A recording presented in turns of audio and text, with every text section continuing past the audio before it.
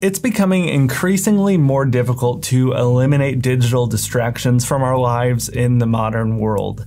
I'm far from perfect at this, but over the years, I've really developed a few principles that have helped me significantly in removing those distractions and keeping them away for good. Big thanks to Nordgreen for sponsoring today's video. They make Scandinavian minimalist style watches, and they are actually running a Black Friday promotion right now for an extra 35% off. I have a link in the description. We'll be talking more about them later, so stay tuned for that, but let's get into the tips.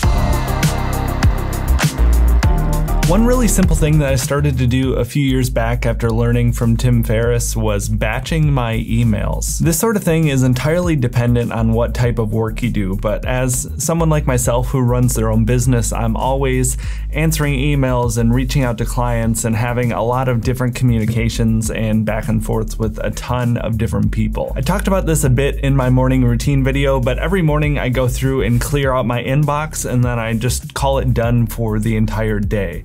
Generally, there's nothing that urgent that needs to get answered before the next following business day. I've had zero complaints about delays from any of my clients or brands that I work with on YouTube. This is something, though, you might want to run by the people that you're communicating with, whether it be clients for a business you work with or your business associates themselves. Let them know this is something you're going to try before you actually do it, so there's no misunderstanding or miscommunication, but you'll be surprised how little it matters. Confining all those emails into such a short period of time is a great way to still get all of your work done for the day and be a lot less distracted when you're doing more meaningful work outside of that basic communication.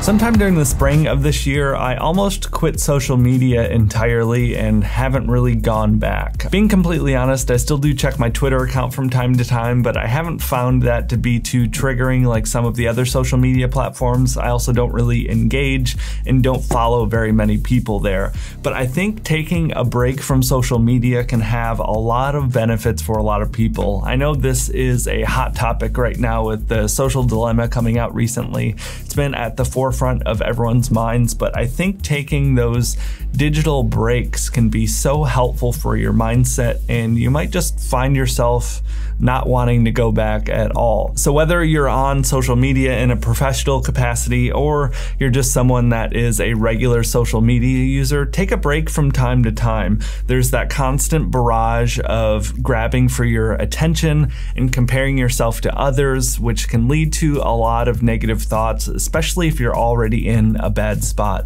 It's been a tough year for everyone, so just give yourself that little bit of a break and just spend some time with yourself and yourself alone.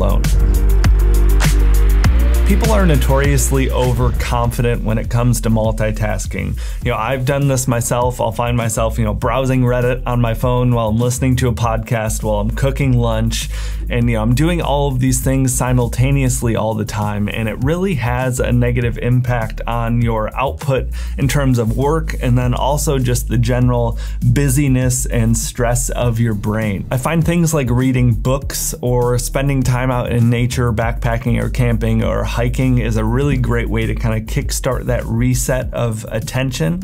But I think it's really good for folks to try and focus on single tasks, even if it's just for a short term. Think of it as a challenge of sorts, but take some time and just focus on one single thing at a time. My brain can definitely run wild with thoughts and worries and stress and anxiety pretty often, and this has been one of the best ways to combat that for myself. If you try this, you'll probably be surprised on how much you miss when you try and multitask things. It's one of those things that you kind of always hear from everywhere, even if you have no knowledge of sleep science. Phones before bed is bad, and you kind of hear it and it goes in one ear and out the other, and you go about your day browsing Twitter before bed. The past several years, I've really made a conscious effort to not get out my phone for the last hour or so before bedtime, and it makes a significant difference in me being able to get asleep in a timely manner. I'm someone that has really struggled in the past with insomnia and not not being able to fall asleep fast enough. And there are a ton of things that can be done to improve your sleep quality. I made a video about it last year. I'll be sure to link it somewhere. But one of the biggest things is eliminating that screen time and that busy attention that you get from your phone before you're trying to fall asleep. You know, your bedroom should be more of a sacred mental space for sleeping. I think the more you tie yourself into entertainment and phone browsing while you're in bed, it kind of conflicts with your brain's hormone releases to get yourself asleep on time. All of that stimulation can really wake up your brain and set you back from falling asleep. So I think this is something that's really important for everyone, but if you're already struggling with your sleep in some way, this should be one of the first and easiest fixes. Don't expect to be perfect and never touch or see your phone again while you're in bed, but just be mindful and be conscious that awareness of its effects will have a big impact in the decisions that you make. You'll find yourself not wanting to touch your phone more and more to the point where it just becomes a normal habit and just how you do things for your evening. Social media app notifications, email notifications, text messages, phone calls, mobile games. You're constantly getting notified about every little thing all day long. All of those pop-ups and notifications have such a negative impact on you being able to maintain your presence in the current moment, and you probably don't even realize it. I think it's really important to evaluate all of those notifications and turn a good amount of them, if not all of them, off completely. I kind of indirectly did this by not following the news and quitting social media usage, but even if you want to maintain those things, you can just turn off the notifications from your phone. You know, set your email to be a manual check instead of having it push notification to your phone. Same with your Twitter, Instagram, Snapchat, anything. Once you really start to get in this, you can start to see how the phone can be less of a distracting, bothersome thing and more of a multi-tool for modern living. Smartphones are very powerful tools, but you really have to learn how to use them wisely in regards to your mental health. Outside of the actual notification settings on the phone, a couple of other things I like to do to help with this further. One, I generally like to keep my phone in a sling bag or a backpack whenever possible. I want to keep it off my person. That helps me check it a lot less often, and has definitely led to a lot less aimless, distracting phone usage. Another thing that I've been a big advocate for and kind of actively against is the whole smartwatch movement. I don't need to be bothered by things any more than I already am with my phone. I'm a big advocate for having analog watches. I think they look a lot better, and it's just a great way to check the time without having to be distracted by your phone or see any extra things outside of the time like a smartwatch would have. This actually rounds us perfectly into today's video sponsor, and that is Nordgreen.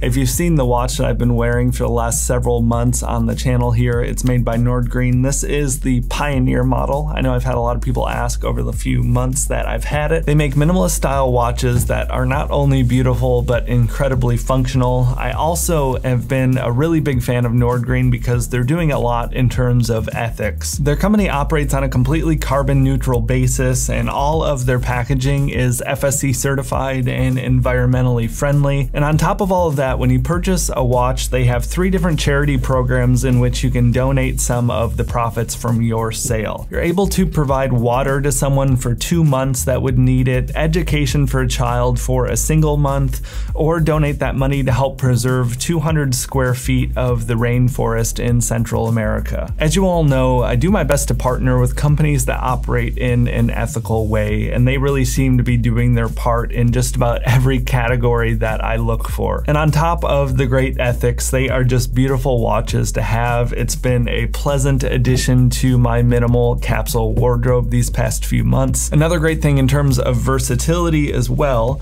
the watch bands are easily swappable, so you're able to get one watch face and you can pick up a few different watch bands in a set and swap them out to make sure that they fit your outfits best. I generally rock the gray leather that you see in the videos here just because it matches my gray and black aesthetic. aesthetic, but I do also have a brown and black band that look beautiful as well. They are running a promotion right now for an additional 35% off. You just have to use my code. It's JOSHF, JOSHF, and that'll get you an extra 35% off your watch. I would strongly recommend them. They are excellent.